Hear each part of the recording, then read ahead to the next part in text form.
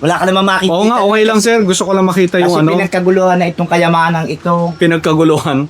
Pinag-agaw-agawan na yung mga gamit. Oo, Kasi matandang dalaga kasi. oo. Ay mga pamangkin nag-away-away na. Para lang siyang bahay talaga na hindi pa natapos. Ano?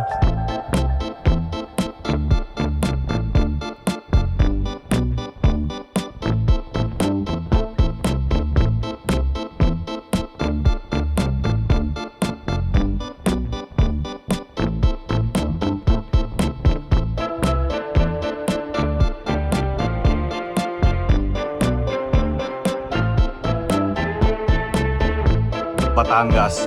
And ito yung bahay na pupuntahan natin. So ito yung bahay ni Francisco Hernandez. Ayan. So kung makikita nyo, talagang kahit hindi napinturahan yung bahay, napakagandang tignan. Ayan.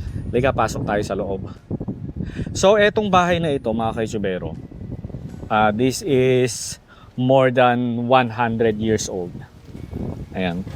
So pasok na daw tayo mga kaitsubero. So napansin nyo itong machuca tiles, di ba? Makikita mo talagang original yung yari niya, yung mismong tiles Ayan. Ayan. So kasama natin si Ma'am Mirna, ang caretaker ng bahay. So itong bahay na ito, ma'am, is pag-aari ni Francisco Hernandez, tama po ba? Oo. And itong bahay na ito ay more than 100 years old. Oo. Ano po? Oo. Ayan, halika, pasok tayo. Magchinilas ka. Mag-chinelas pa. Ayan. So kung makikita yung bahay, napakatibay pa rin nung mga kahoy ng bahay, mga structure, even yung flooring, napakatibay pa din, So ito yung tinatawag na galinera. So nung araw, ito yung ginagamit na upuan, at the same time, yung pinakailalim, lagayan siya ng manok. Kasi nung araw, kapag may mga bumibisita sa mga bahay, meron silang daladalang regalo na manok. So, dyan nila nilalagay sa upuan na yan. So, ulitin ko lang, galinera ang tawag.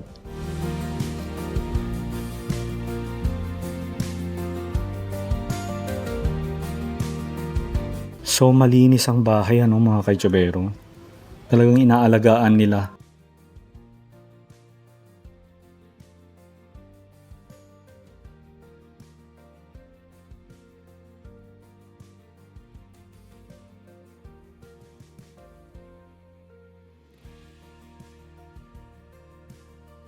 So kung makikita nyo yung bahay talagang para siyang unfinished house. Parang kakagawa lang ng bahay pero hindi lang natapos. Karamihan ng mga kahoy na ginamit dito sa bahay na ito, mulawin, nara, ayan. So nandito na tayo sa engrandeng staircase. Ayan, so papunta tayo sa taas. Ayan. So talagang makikita nyo, kahit lumang-luma na yung bahay, pero hindi natin makita na lumang-luma na talaga. Kasi mukhang para lang siyang bahay talaga na hindi pa natapos. So kung makikita niyo yung ceiling, inaayos siya kasi inayos na yung bubong. Ngayon naman yung kisame ang kanilang nire-restore. Ayan. Okay? So itong sahig niya mga kaitsubero, kung makikita nyo, hindi pa ako yung ginamit. Kahoy lang din yung ginamit nila para pagdugtong-dugtungin. Saan po yung mga rooms dito, Nay? Yeah.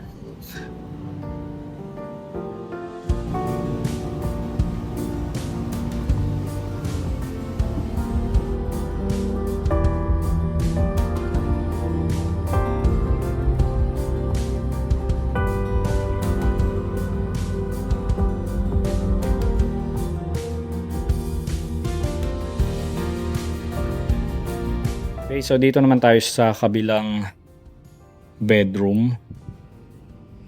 Ayan. So ito, kama ito. So tinakpan na lang nila para hindi nadudumihan yung kama since hindi naman nagagamit yung kwarto. Nanay, no? Ayan. Malinis, Walang mga alikabok.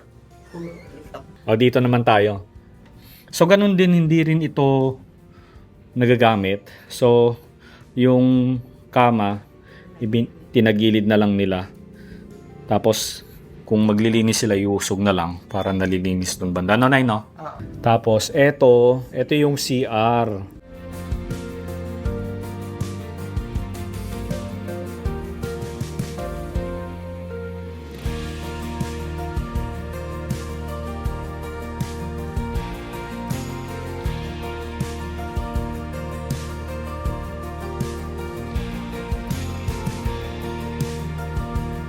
Halika na, Nay. Baba na po tayo. Okay na po yun.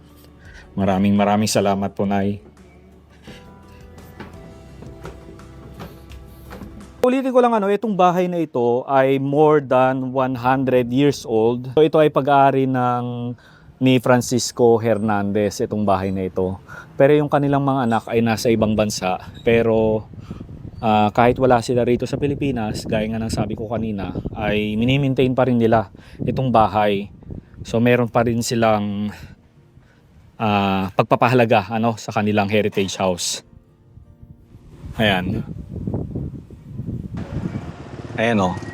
So kita nyo naman yung bahay. Interesting yung architectural design niya.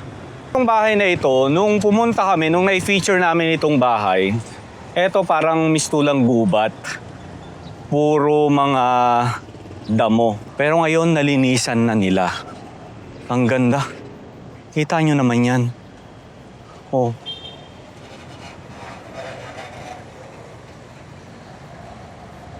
So, puro damo yan. Halos hindi nga kami makadaan dito kasi nakakatakot dahil baka may ahas. So, ngayon, ito yung i-feature natin. Ito yung papasukin natin, no?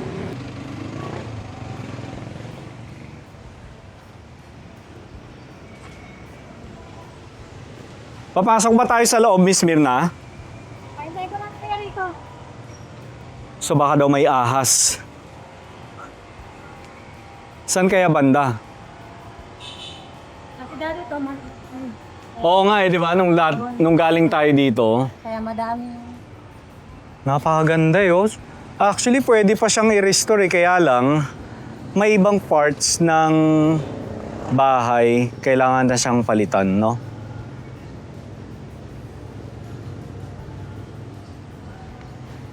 Napakagandang bahay.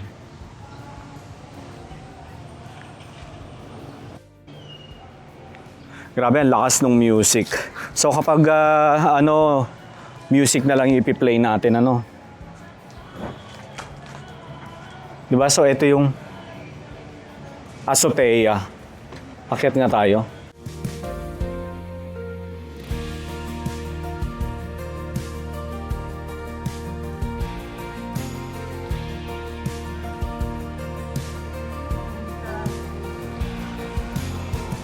Sayang.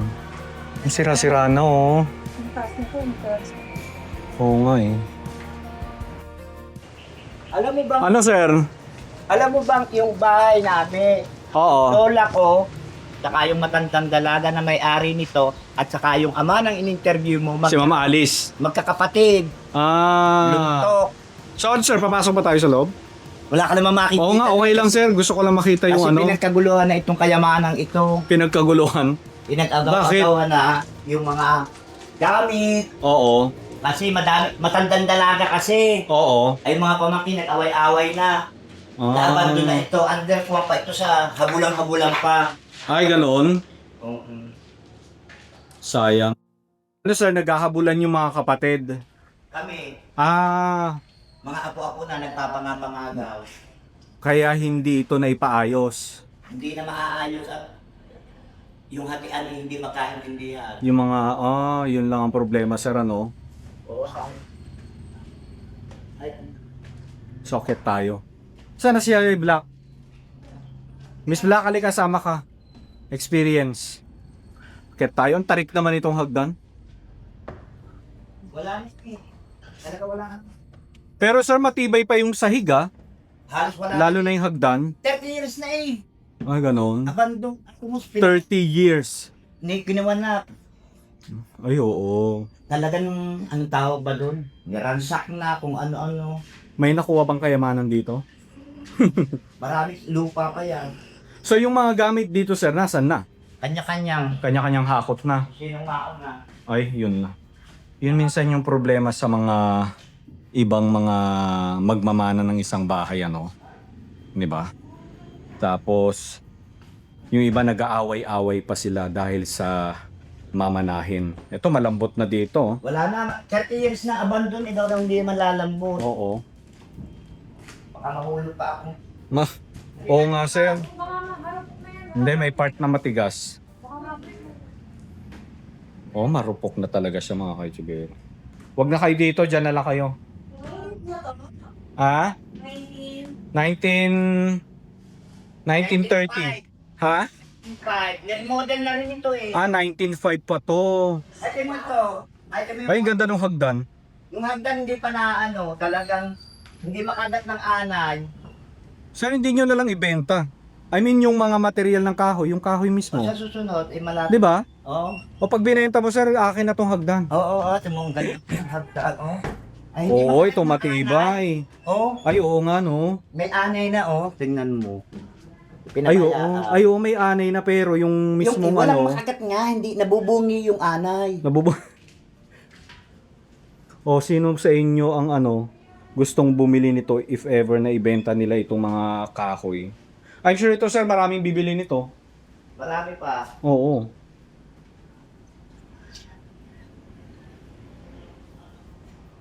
Sayang. Sayang na bahay. Diba? So kung i-register mo siya talagang parang mga 70% na kahoy ay hindi mo na magagamit. No? Marami ka nang kailangang i-dispose. Kasi 30 years ba naman na naging abandonado itong bahay. 30. Oo. Ganda yung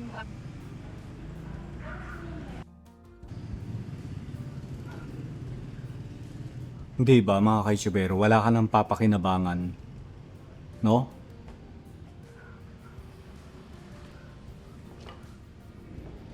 Wala na oh. Ay, dito nga tayo. Tapak tayo dito sa may mga matitigas na ano.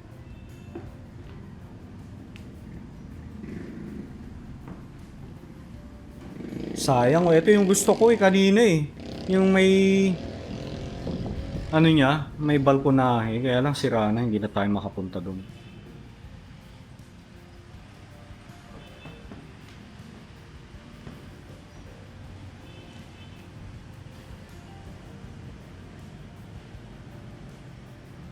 Another bedroom.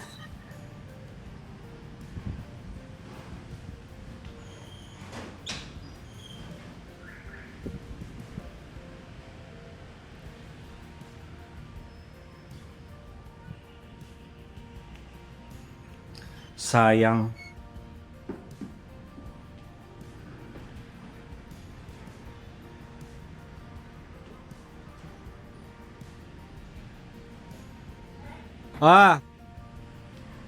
Dito pa ako sa taas. Tinatawag na tayo, baba na raw tayo.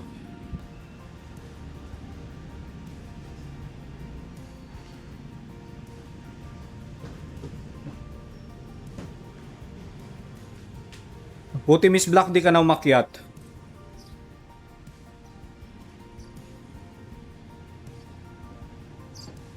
Sayang yung ano, kapis oh.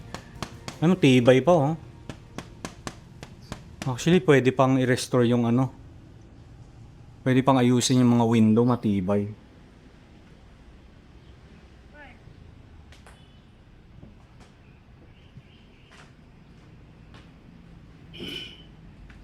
Baba na tayo.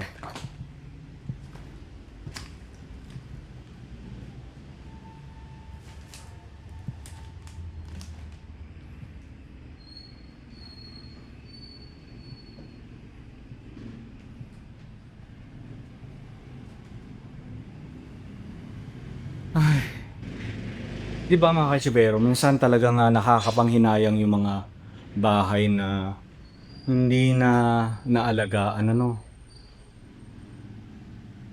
Kaya, ang masasabi na lang natin is, sayang. No? Halika na, baba na tayo.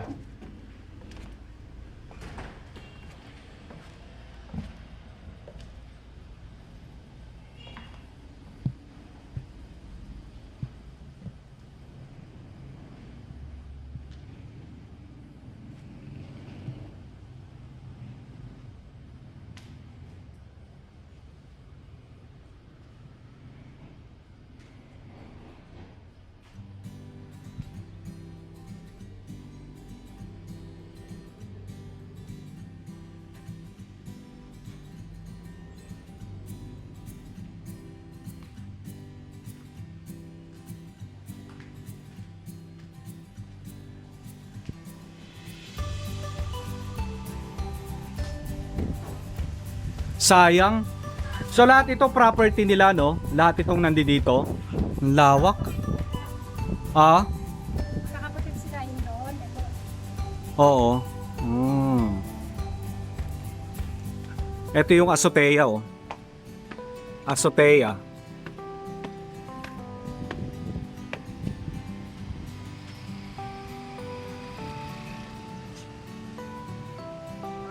Sayang.